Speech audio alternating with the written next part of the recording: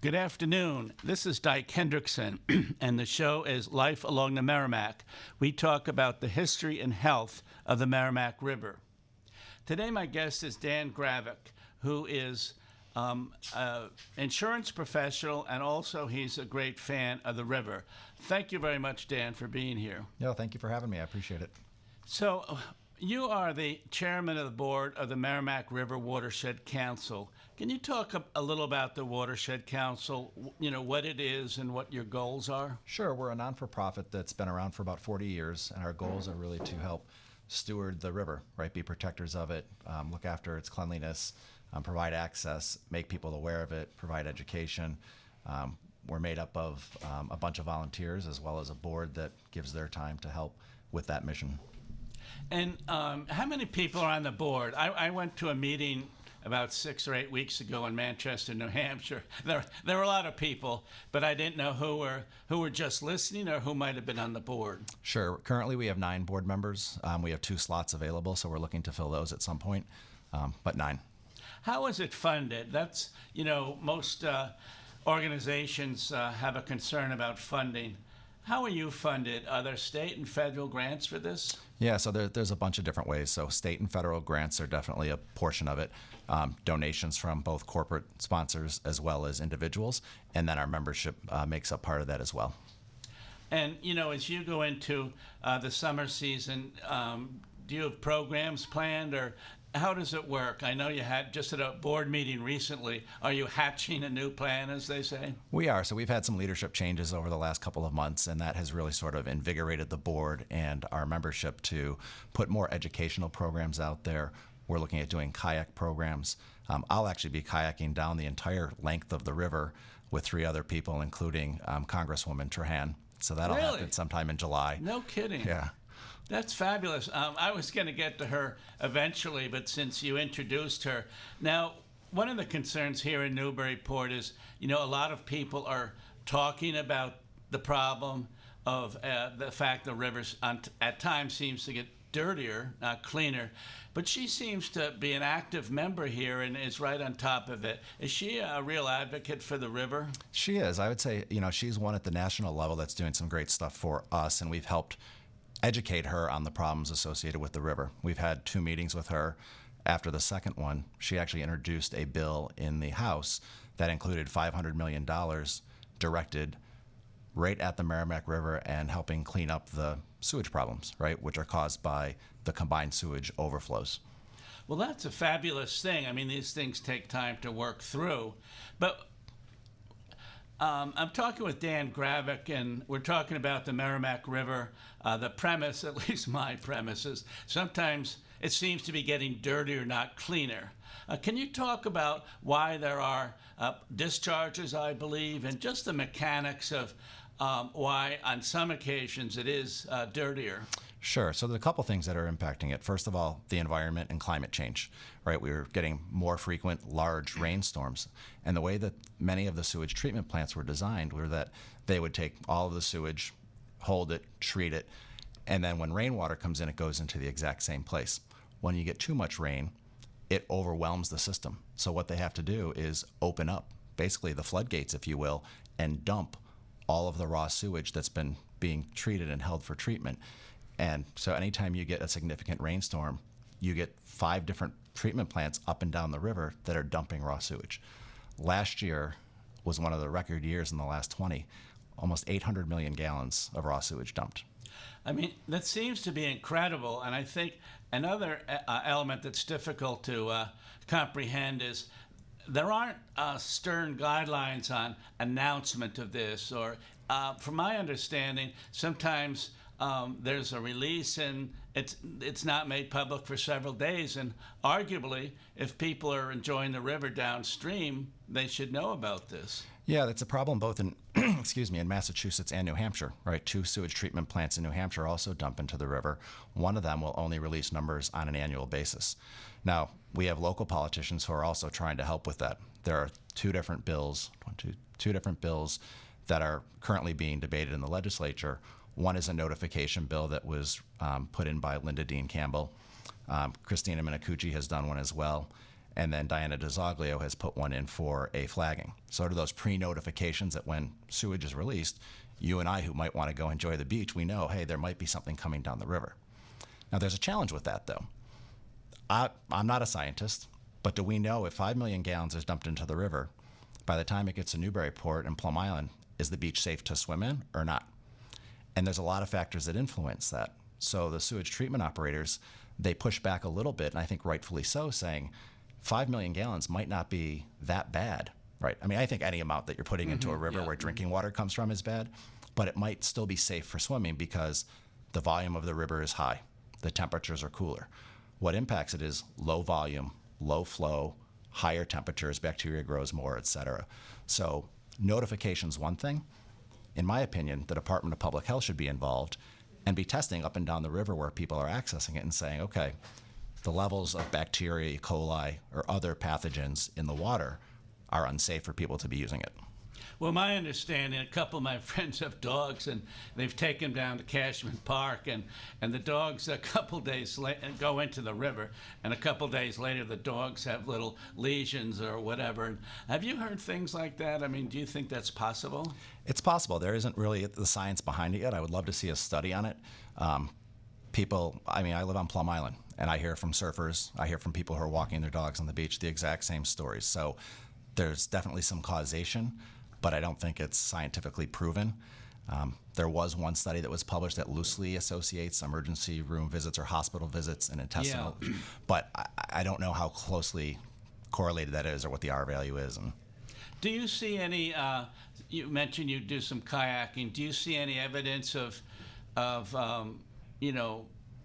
pollution or sewage at your end? I mean, 4 or 5 years ago, famously, there were these little circular tabs that came out of Hooksett, New Hampshire, I believe, and there must have been millions of them. Yeah. I hear they're still washing up in Portugal, but you're not in Portugal. But still, I ask the question, is the river, have you seen changes in the river in recent years? Yeah, it's clear when a significant amount of sewage is released into the river. I remember last summer kayaking, fishing. The water's crystal. It's like a greenish. You can see right to the bottom of the sandbars. You're pulling stripers in next to the kayak, and you can see them, right? The next day, the water's brown, and there's particles floating in the water. Even this morning, we haven't had a significant rainstorm or big releases in the last several weeks. I saw 2 of the discs on the beach where I launched, and tampon applicators, things that are coming from the sewage system. There's also the problem of the hypodermic needles. Yes. Right, and those are being washed down from the homeless camps up and down the river. Clean River Project is trying to work on that part, which is great. Well, Dan, you have some degree of optimism here, and that's a good thing. And when you're talking about possible federal funding, several people I've talked to who have been on the show or whatever, they lament the fact we have a Republican administration federally. We have an EPA that at times does not seem to be too aggressive. On the other hand, I think back many years ago when Senator Ed Muskie from Maine was around, Senator Ted Kennedy from this state. They worked hard for a Clean Water Act in the early 70s. At the time, it looked like it was going to be difficult. A lot of the paper companies up in the northern New England were much against it. Do you have some sense that you folks might be able to work yourselves through this and make some progress? Yeah, I am optimistic. I think it's got the attention finally of both local and national politicians. There's legislation being proposed to try to secure funding to solve it. There are committees being formed up and down the river to try to work together collaboratively to secure funding. Some people suggest that it's going to take a lawsuit like it did in Boston to fix it. I don't think we're there yet. I think that's a last method to get it done, but I'm optimistic. Mm-hmm. And I don't think it's a partisan issue, right? I mean, we do have a Republican administration that's stalling a bit on infrastructure. That's where that $500 million that Lori has put into the House is tied up in that infrastructure bill, and it would come from that. But everyone wants the roads to be fixed, the bridges to be fixed. No one wants to be swimming in sewage. And right. Who wants to drink water that comes from the Merrimack? It's the second largest drinking source in Massachusetts. I know. I learned that recently. Several 100,000 people 600,000, yeah. get drinking water from the Merrimack.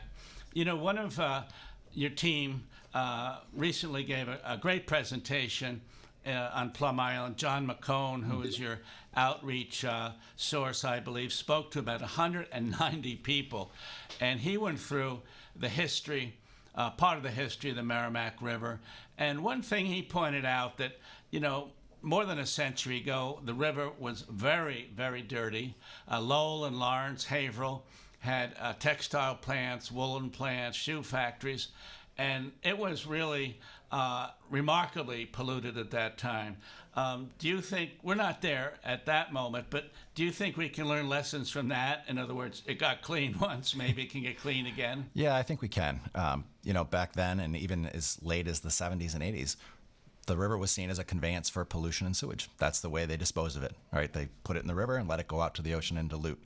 I think there's much more attention right now on being green, both from a recycling perspective and environmental perspective. So I think there's momentum, both not just at the political stage that we've talked about, but I hear it from people day in and day out. People want to be on the river. They want to be accessing it, fishing and swimming, and let their dogs swim in it. So I think there's groundswell that's happening, and I think that we can do it. One of the guests here not long ago pointed out that the Marsh here is the largest in New England, and among other things, it has really helped with taking runoff water and that type of thing. Are you concerned about the Marsh as it relates to the pollution? Absolutely. It's a large natural resource for us. It's a place where it's, I think, the first stop of migratory birds heading down south, and it's the last stop on the way back north. So you think of all those species that are in there, the piping plover, which is endangered. They're on the beaches that are bordering the marsh. So yeah, if the marsh is going to be, it's a fragile environment. So if that pollution is impacting the marsh health, I think it's a bigger sort of the canary in the coal mine, right? How did you get involved, Dan? You're on the river, of course, but how did you get involved in this organization and, in an effort to try to improve elements on the Merrimack River? Yeah, I've owned the house on Plum Island for 3 years, and the more I spent time on the river, the more I noticed there's some issues, and said, how can I get involved? So I attended one of the meetings that the Watershed Council hosted last fall, and they were looking for board members. I think they were looking to re-energize their organization. I said, I'm going to apply. I think I can use my business skills, my relationship skills to help further the cause. And so I was, appointed a board seat and then elected president in March at our annual meeting. Yes, I'm talking to Dan Graovac, and he is the chairman of the Merrimack River Watershed Council. I'm learning a lot today. I'm learning that there are efforts to put some money aside, make some improvements. And when you think about boating and the boating that you do, how often do you go out? I mean, this is not related to the watershed, but you seem to be an avid boater. What is your profile in boating? Yeah, I'm out there probably 5-6 days a week, starting when the stripers start running. I was out there this morning at 4:30 fishing. So yeah, quite a bit. And I go both up and down the river as well as out onto the ocean. So you see the effects of any kinds of pollution that comes through the river. So one of the, now we always look for success stories, but when you mention stripers, it strikes me that about 20 to 30 years ago, the stripers were vulnerable. Federal regulations came along. I believe it limited the amount of stripers boats could take. It certainly made them longer. Do you have a sense that the striper has returned to some degree after the oversight of the situation? So yeah, those efforts actually paid off huge, and the striper population bounced back. Unfortunately, over the last 3 or 4 years, the stock is down again. So I believe it was Maryland that put a complete moratorium this year on any kind of striper fishing. Virginia's doing it next year, and in terms of keeping the stripers. And then Massachusetts, Maine, and I believe New Hampshire or Connecticut are voting on it for next year of tightening regulations around size and the number you can keep. Well, commercial fishing must be one of the most frustrating fields in New England because, as you know, in the last 10 to 20 years, there have been a lot of federal oversight, a lot of federal guidelines and limits to how much you could catch. And as I understand, those are even becoming more difficult for fishermen. I've talked to a couple fishermen, and they say the worst thing about it, or one of the worst things, you'll have a federal fellow from Noah on your boat all day. He'll tell you what you can keep and what you can't. Right. And when he leaves a bill of about $2,000 because you have to pay for his presence. Yeah. And these guys are frustrated anyway. But I can just imagine getting a bill at the end of the day. Is there a good future for fishermen, or is this one of the things that may have gone by? No, I think there's a good future, both for commercial as well as recreational. I mean, you look at the mouth of the river any day between now and November, there's hundreds of people lined up fishing. And I see more sturgeon coming up the river and breaching. Really? I've seen, yeah, I mean. As you know, sturgeon a century or two ago was a very fish prevalent here, Yep. 10 to 12 feet. And I keep reading about them. I don't hear about people catching them. Do people catch them here in the river? I haven't heard that. So it's against the law to fish for them recreational. You can't fish for them or keep them if you accidentally hook them. I do know fishermen who have hooked into them, and they're big, right? They'll take the line, they'll take you for a ride on your kayak if you're out there, or they'll spool your line if you're from shore. But yeah, people have hooked into them and they cut them free. But I see them breaching out of the water Really? all the time. Well, that's good news. How many, if you're out for 90 minutes, say, on a given morning, fishing, there are many variables, of course. Will you catch a couple stripers? I mean, do you usually get something now that we're getting into the season? I do. So they're starting to come in pretty good. This morning, it was a slow morning. I got 4. None of them were keeper size. A couple days ago, I got 43, and Really? one was a keeper. So it just depends on the time of day, where you're at. Do you use lures or do you use live bait? Both. Right now, I'm using lures. As the summer comes around, I'll use live bait. So I'll catch my own and troll with it. In terms of being on the kayak, you must have mastered it by now. How long is the kayak? I'm just wondering what your maneuverability is. Yeah, so I have a 14-foot kayak, and it's really sturdy. It's a fishing kayak, and I don't paddle. I pedal with my feet. So my hands are free to fish, and it's stable enough that in calm waters I can actually stand in the kayak and cast. What other fish do you get out on the river? There must be a variety. Yeah, typically it is the stripers, but you'll also catch shad. The shad run earlier than the stripers do, so you go out fishing for those. But those are the two big ones. Bluefish will come up a little bit, but they're typically a little further south. But it's mainly stripers for me. How's the old flounder doing? Yeah, to be honest with you, I don't know. I've seen that it's... That used to be a very significant fish. Yeah. I haven't seen one on a menu for quite a while, and I don't hear people talking about them as much. Yeah, I haven't paid much attention to it, to be honest. One of the elements, my wife and I lived in Maine for quite a bit of time, and of course lobsters are a staple up there, and I understand lobsters are kind of leaving Rhode Island and Long Island and traveling north for the colder water. Have you heard about that? I have heard about that, and it sounds like, yeah, the Canadian lobster business is doing much better, but ours is sort of suffering from that, but absolutely. And Well, again, tied to climate change, right? Yeah, I mean, one thing that happened in the last 3 or 4 years, Maine has had very good seasons. But now, as you say, they're getting closer to Canada. And my understanding is there's always been a tension between Maine and Canadian fishermen anyway, and lobstermen. And in part, in my view, because frequently Canadians are subsidized by the federal government and Americans are not. But someone is pointing out, I hope that lobsters don't keep going north, or else there's going to be some nasty interchanges, Yeah, for because sure. that's a very territorial field. It is.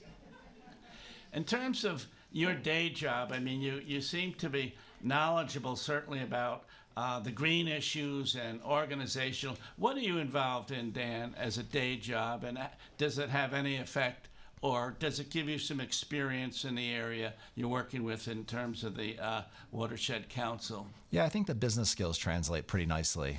So I work in the benefits consulting field, working with large employers on their benefits strategy, helping them determine what plans to put in place in terms of healthcare, how to price it, how to improve the wellness of individuals. I'm starting a new job here full-time in a couple of weeks where we're helping people engage on their wellness programs. So how to get people to lose weight, sleep better, stop smoking, look after their financial well-being. Well, if you can solve those, Right. Your new job is going to go really well. Where is that company located? Yeah, they're based in San Jose, California. So will you be out there, or I hope you can still do some work on the Merrimack River? Yeah, the fortunate thing, it's a tech company, so working from home is what I'll be doing, but I'll be out there probably once a month visiting the headquarters, and it's a startup, which is exciting. And in terms of the river, And I'm talking with Dan Graovac, of the chair of the Merrimack River Watershed Council. I'm Dyke Hendrickson. This is the show Life Along the Merrimack. And one thing that's coming up in the future is kind of we're talking about the river now, is a mini summit, I would call it, June 7th at Northern Essex Community College. Some leaders, including Mayor Donna Holliday from Newburyport, are going to be there. Jim Kelcourse, the House representative. Is that going to be a valuable conference? It seems like it would be very helpful to get a lot of like minds together. Yeah, I think so. And what I've been working with, so it's being really sponsored by Diana DeZoglio. So her and Mayor Holliday got together to pull this commission together. What I'm trying to understand is what the desired outcome of that is.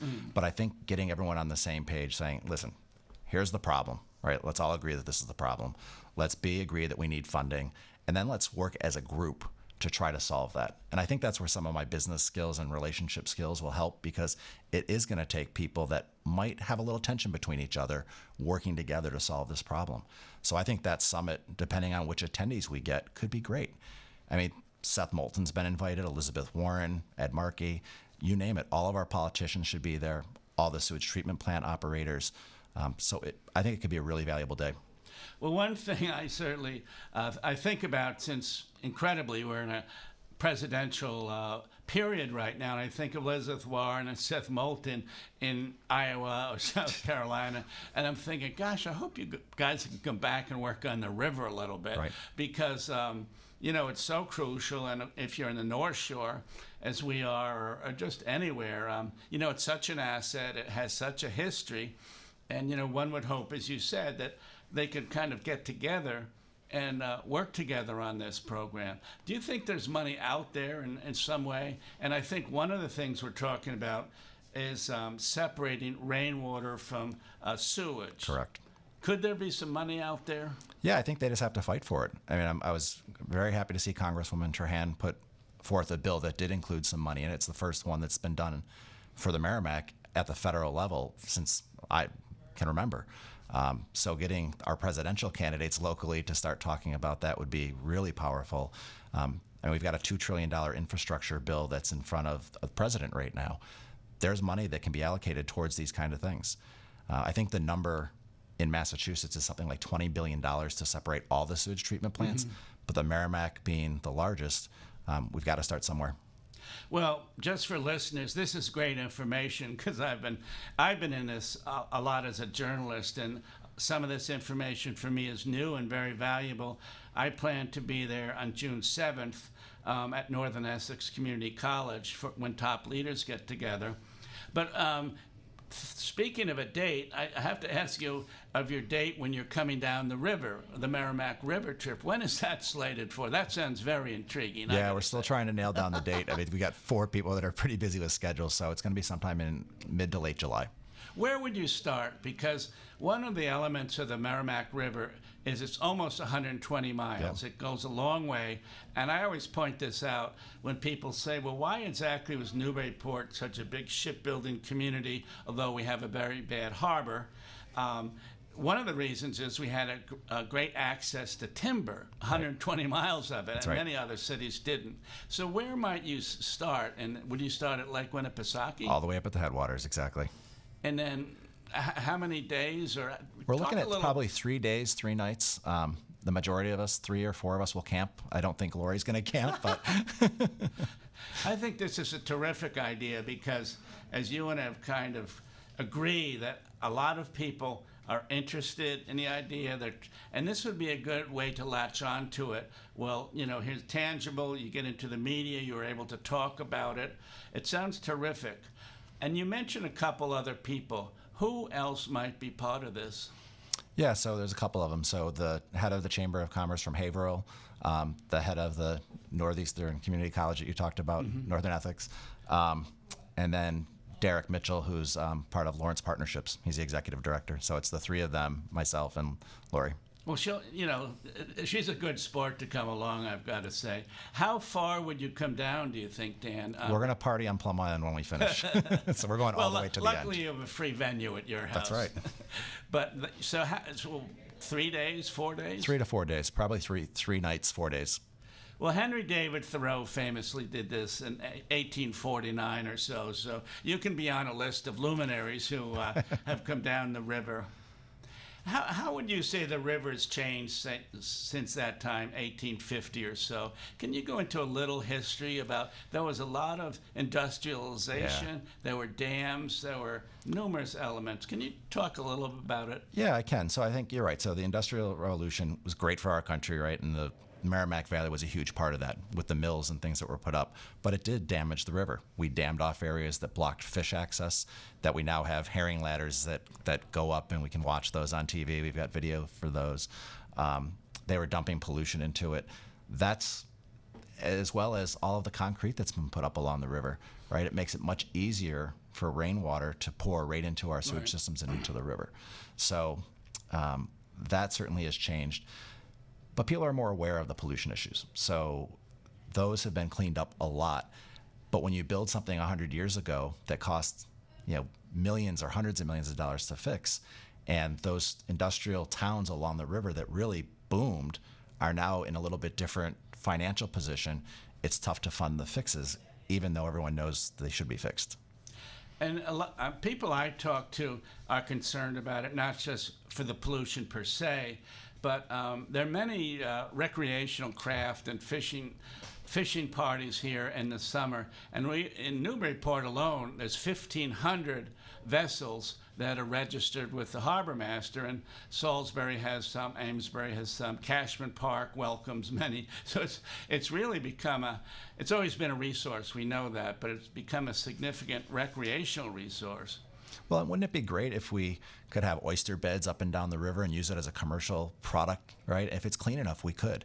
And more people going out catching larger fish and having fun, or feeling free to swim in the river and not worry about running into a hypodermic needle.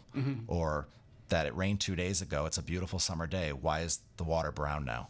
Yes, Yeah. I'm talking with Dan Graovac, and we have just a couple minutes to go. It's been very informative for me.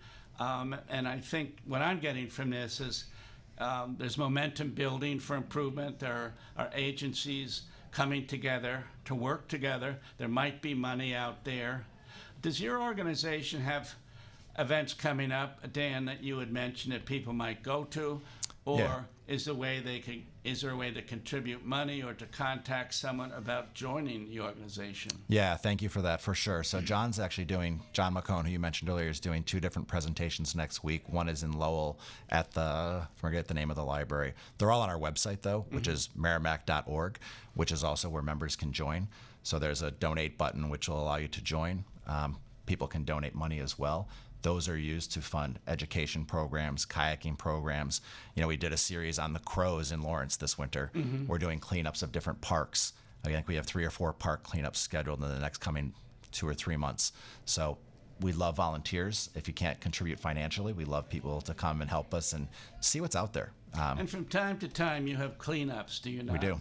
And those are always eye-opening for me. Nowadays, every time I go to Plum Island, I take a large bag, and there's so much plastic out there and so much debris. You know all this, and actually most listeners know this. And it always amazes me that a couple years ago, Massachusetts voted down a returnable bill on plastic. It worked great 30 years ago with cans and bottles, and now it seems like it's appropriate. So we're about to conclude our presentation of Life Along the Merrimack. This is a podcast that goes out on the radio, on television, on different venues. And is there a final element that you can mention, Dan, in terms of what you look forward to in the next year? Yeah, I would encourage people to get involved. If you love the water, you love being outdoors, get involved, make your voices heard. People are listening, so contribute money where you can, whether it's to the Merrimack River Watershed Council or other organizations that are looking to improve the environment. But get involved, get out there, see what's going on, and make a difference, right? Contribute. And so, as I said, I've been a journalist here. I covered the waterfront from the Daily News. John McCone was the editor of the Daily News, so he and I know each other pretty well. But, this has been a real learning experience for me. Money can possibly out there. Organization is out there. The momentum seems to be building. And I just remember 30 or 40 years ago, and Ed Muskie was leading the pack, and he did great work. So we're going to sign off now. This is Life Along the Merrimack. Dan Graovac was the guest today. Very informative. Thank you, Dan, for coming, and we'll be back next Tuesday. Thank you very much. Sounds great. Thanks for having me.